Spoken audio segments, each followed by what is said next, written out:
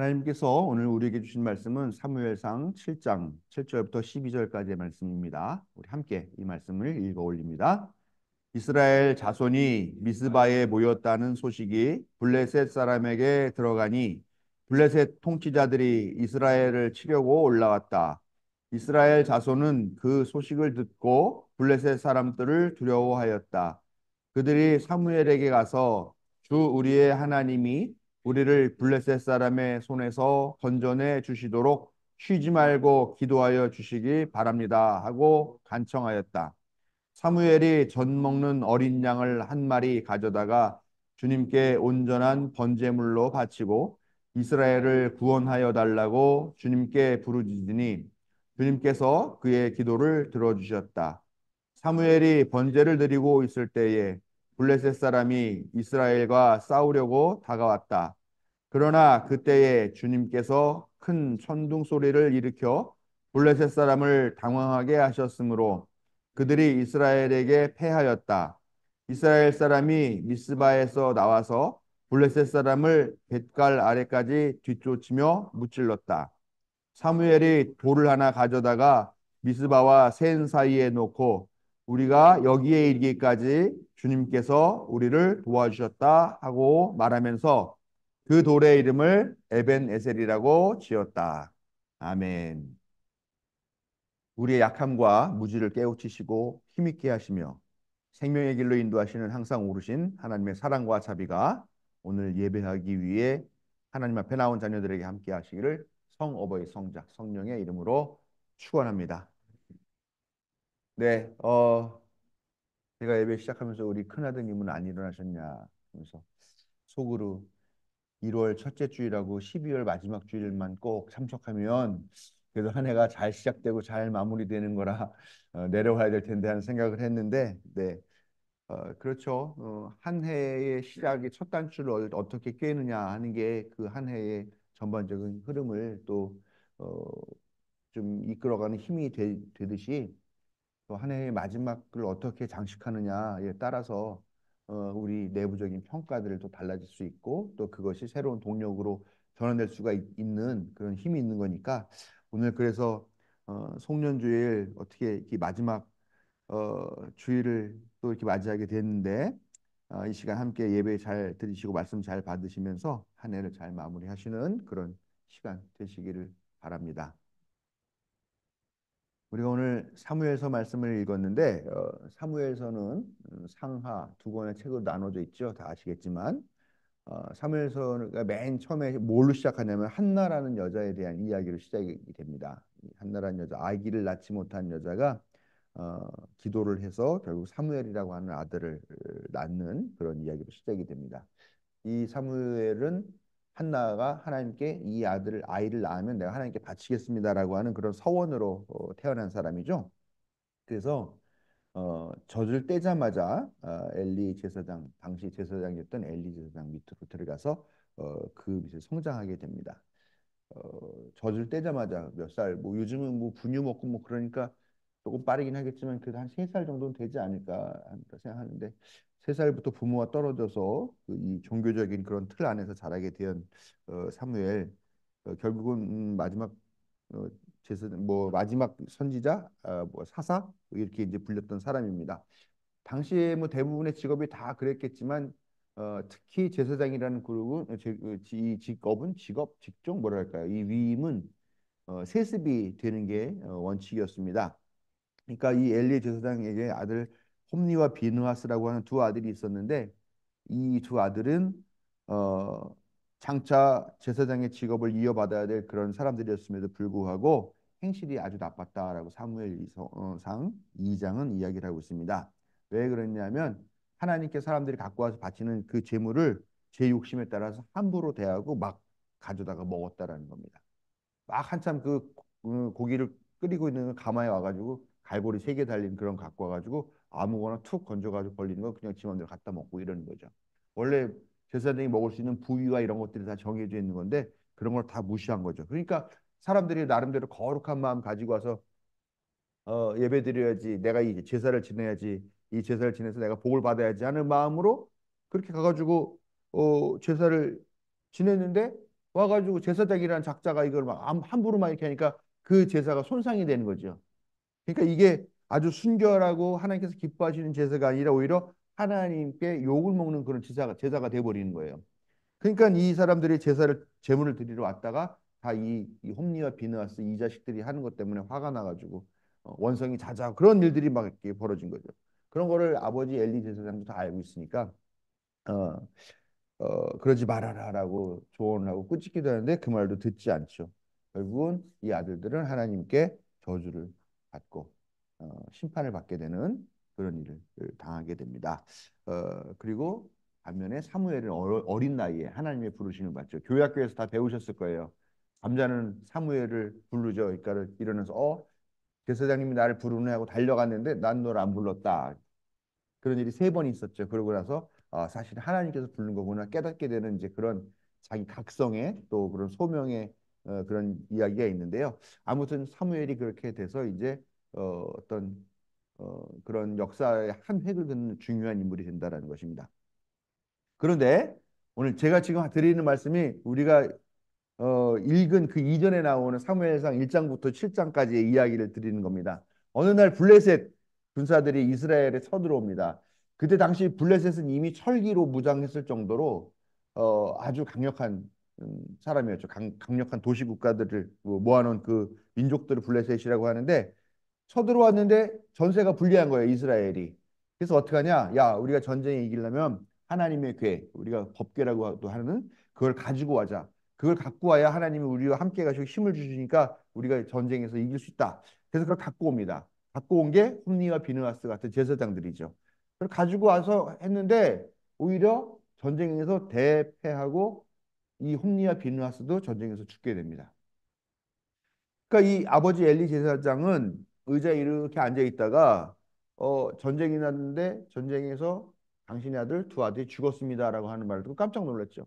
그랬는데 하나님의 괴까지 블레셋 사람들에게 빼앗겼습니다라는 말을 듣고 깜짝 놀라서 의자 뒤로 넘어져 가지고 결국 목이 부러져서 죽게 되는 거죠.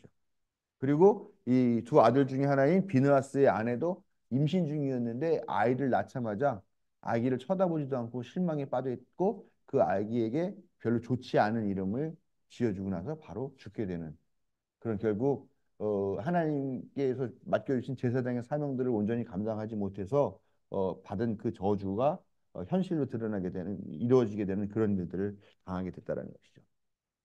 한편 블레셋 사람들은 이 하나님의 괴를 빼앗아 가가지고 자기네 동네 아스돗이라고 하는 동네에 자기들이 섬기는 다곤이라고 하는 신전에다가 이 하나님의 괴를 그 옆에 갖다 놨다는 거죠. 그런데 이상해요. 아침에 딱 일어나 보니까 다곤 신상이 자빠져 있는 겁니다. 왜 이게 자빠졌지? 왜 우리 신상이 자빠졌을까? 그렇게 세웠고 세워놨죠.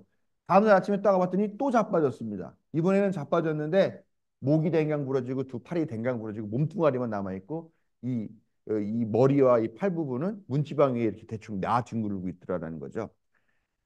그런데 또 이상한 일이 하나 생기는 거죠. 그 괴가 있었던 아스돗 또 나중에 옮겨놓은 가드라고 하는 이 지역에 악성 종양이 발생하는 거예요. 그래서 막 많은 사람들이 막 고통스러워하고 죽어나가고 막 이런 일이 생기는 거죠.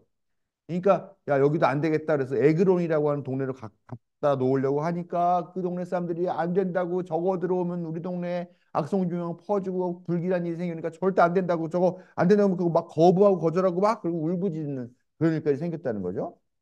그러니까 결국은 안 되겠다. 이게 우리가 갖고 있어봤자 재앙만 날아오는 그런 일이니까 이거 그냥 이 하나님의 괴를 이스라엘에게 돌려주기로 하자 그래가지고 본래 있던 자리인 베세메스라고 하는 곳에서 갖다 놨어요. 보냈죠.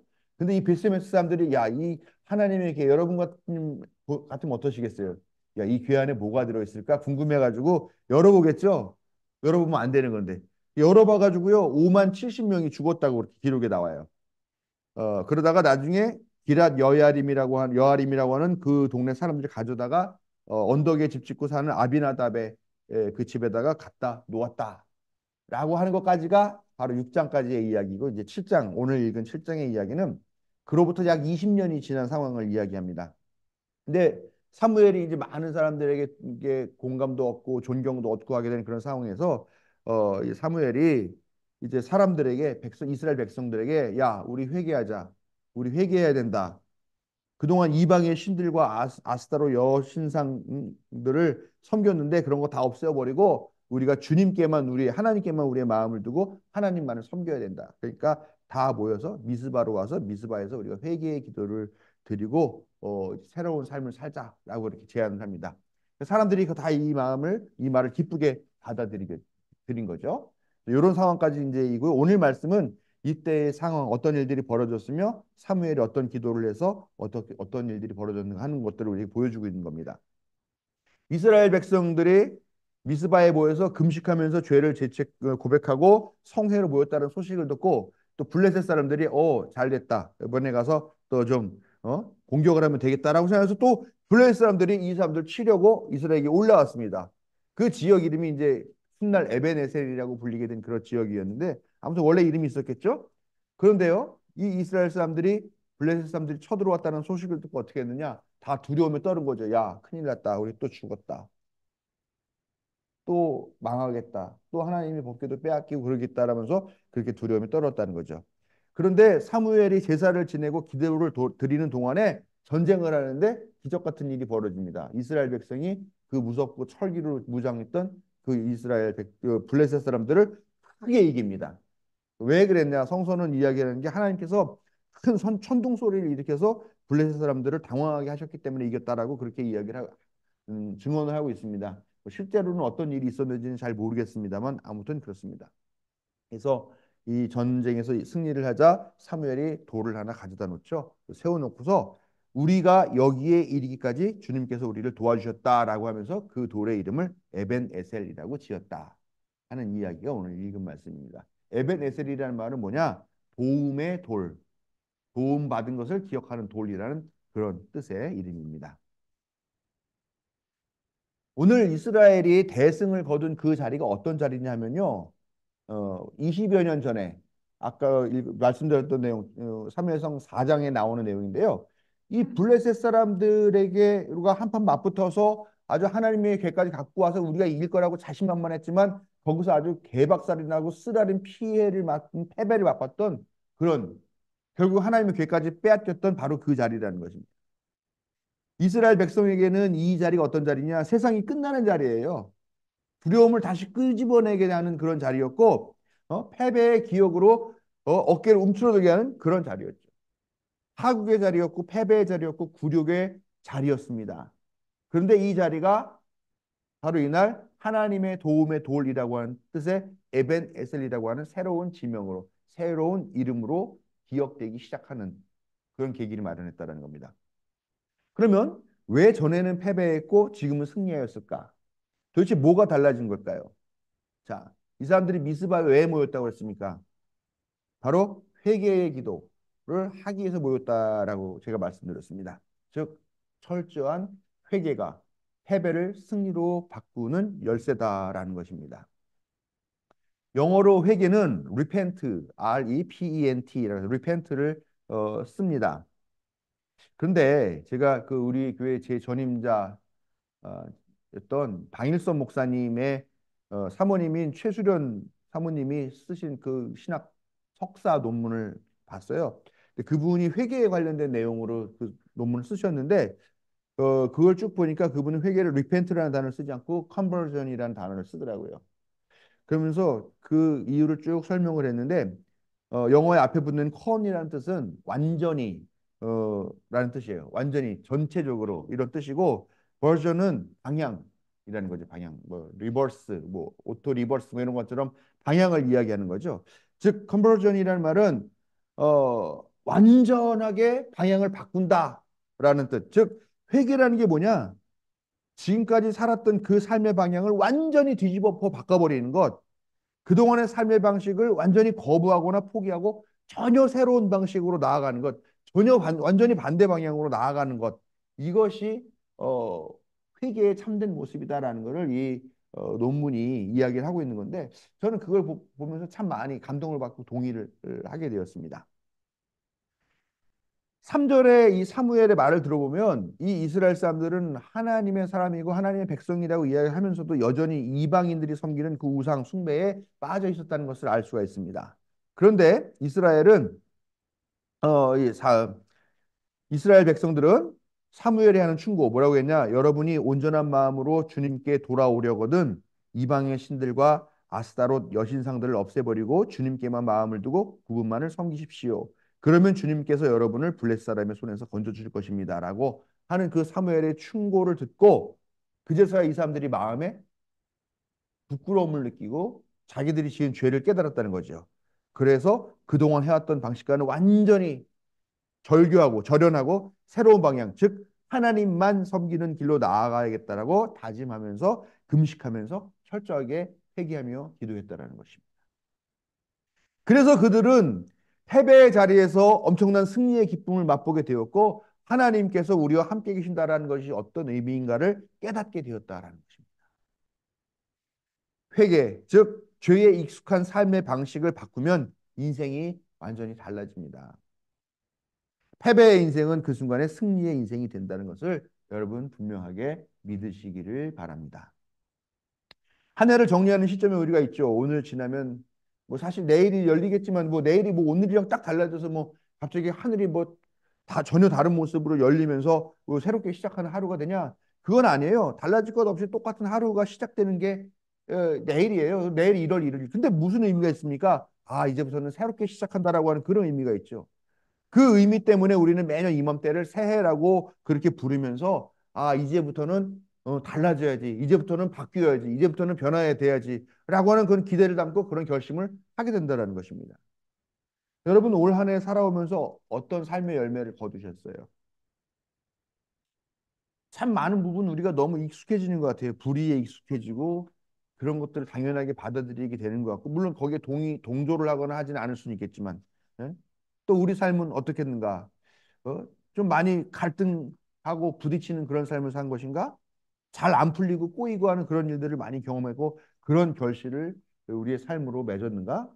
혹시라도 그렇다면 지금이라도 우리가 철저한 회개로 하나님께서 기뻐하시는 새로운 삶을 결단해야 된다는 것입니다. 그래야만 매년 맞는 12월 31일이지만 올해의 12월 31일은 승리의 날, 변화의 날, 구원의 날이 될 줄로 믿습니다. 온전한 회개로 한 해를 잘 정리하고 새로운 인생, 새로운 해를 맞이하시는 여러분이 되시기를 주님의 이름으로 부탁을 드립니다. 사무엘은 에베네셀, 도움의 돌을 세워 하나님과 약속을 기념하면서 이렇게 말합니다. 여기까지 이르기에까지 주님께서 도와주셨습니다라고 그렇게 고백을 해요. 그런데 우리가 흔히 하는 말로 뭐 어디 어디까지라고 말을 하는 그 용법이 어떻게 됩니까? 보통 도착했다, 종착 지점에 다다랐다라고 하는 그런 의미로 우리가 어디 어디까지라는 말을 쓰죠. 즉 끝났다는 얘기예요. 이제 끝났다. 가수 김광진 씨의 노래 중에 편지라는 노래가 있습니다. 아시나요? 모르죠? 제가 불러봐야 됩니까? 또 여기까지가 끝인가 봐요. 이제 나는 네. 저도 갑자기 예 아무튼 여기까지가 끝인가 봐요. 예 이제 나는 돌아서겠소라고 시작하는 그런 노래예요. 이거 모르시나요? 예, 자주 제가 음악을 준비해야 되는데 요즘 저작권 때문에 예.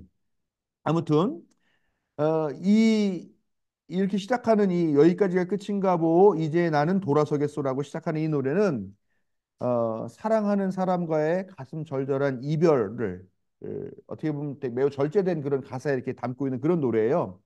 근데 뭐 절절하건 뭐 절제된 단어건 어쨌건 내용은 이별이죠. 끝났다라는 겁니다. 예. 여기까지라는 말은 모든 것이 끝난 상황, 이제는 이 사람을 다시 만나도 만날 수 없는 그런 상황을 담고 있다라는 겁니다. 그런데요, 이 사무엘의 여기까지라고 하는 이 말은 이 김광진의 편지라는 노래의 여기까지와는 완전히 다른 의미를 담고 있어요. 왜냐? 사무엘의 여기까지는요, 하나님이 여기에 이르기까지 이스라엘 백성을 도와주셨다라고 하는 이 고백을 하는데, 이거는 야, 하나님께서 이제 하실 일 다 하셨으니까 이제 떠나가실 거야. 야, 이제 끝날 거야. 앞으로 만날 일 없어라고 하는 말이 아니라 하나님이 여기까지 우리를 도와주셨기 때문에 앞으로도 계속 우리를 도와주시고 우리가 동행하실 거야라고 하는 그런 확신을 담은 고백이기 때문이라는 겁니다. 여기까지라고 하는 말이 하나님과 결합될 때 그 의미가 종착이나 도착, 종말을 의미하는 것이 아니라 오히려 새로운 출발이라고 하는 것을 의미한다는 사실에 우리는 주목해야 합니다. 하나님이 이렇게 말씀하시는 것 같다라는 거죠. 야, 여기까지 오느라고 수고 많이 했다. 이제부터는 내가 너희와 계속 앞으로 함께 완전히 새로운 여행을 시작할 것이다. 하나님과 함께하는 삶의 여정에 이별이나 종착지는 없습니다. 끝처럼 보이지만 사실은 새로운 시작이고 더 깊어지고 더 진해지고 더 끈끈해지는 그런 새로운 날들, 새로운 관계의 날들이 이어진다는 것을 믿으시기 바랍니다. 우리는 오늘 2023년의 마지막 날을 보내면서 하나님께서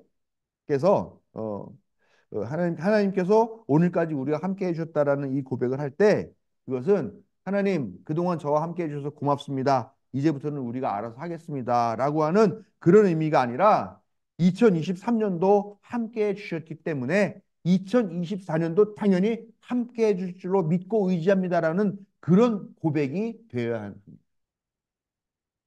하나님은 결코 우리를 버리시지도 외면하시지도 않는 분이심을 확신하고 2024년을 맞이하고 준비하시는 여러분이 되시기를 빕니다. 우리도 사무엘처럼 돌을 세웁시다. 여기에 있는 이런 돌 같은 걸 하나 집에다 갖다 놓으시든가 아니면 여러분의 마음에 이 돌을 세우시든가 아니면 직장에 뭐 비스무리한 걸 갖다 놓고 이건 돌이다 뭐 이렇게 생각을 하시든가 아무튼 돌을 세우는 그런 한 해가 되면 좋겠습니다. 이 돌들은 도움의 돌, 즉 에벤에셀일 수도 있고 기념과 기억의 돌일 수도 있고요. 또 회개의 돌일 수도 있고 약속과 결단을 떠올리게 하는 돌일 수도 있습니다. 그리고 그 돌을 볼 때마다 하나님이 우리를 여기까지 인도하셨고 앞으로도 계속 잡은 손 놓지 않고 인도하실 것임을 확신하고 감사하는 그런 우리들이 되보면 어떨까 한번 생각해 봅니다. 감사하는 마음으로 자신의 에베네셀을 세우며 2023년을 마무리하고 2024년을 맞이하는 자녀들에게 하나님의 비교할 수 없이 깊고 뜨거운 사랑이 함께 하실 줄로 믿고 축원합니다.